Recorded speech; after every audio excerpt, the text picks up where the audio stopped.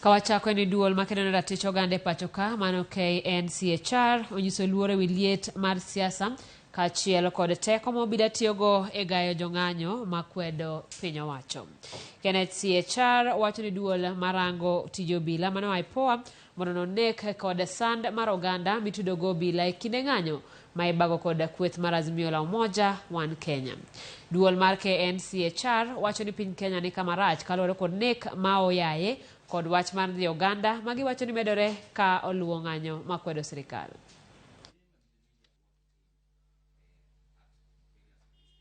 The National Police Service is mandated to maintain law and order while observing and respecting constitutional provisions. Breaking into homes, as was seen in Kisumu and other places, and affecting improper arrests while dispensing brutality and torture infringes upon the rights of citizens and violates their dignity and sanctity of their private spaces.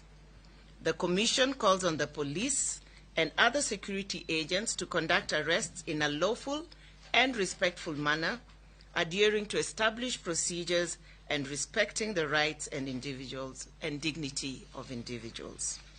The judiciary is an arm of government and an independent institution in Kenya, and its presence must be respected as spaces for the administration of justice.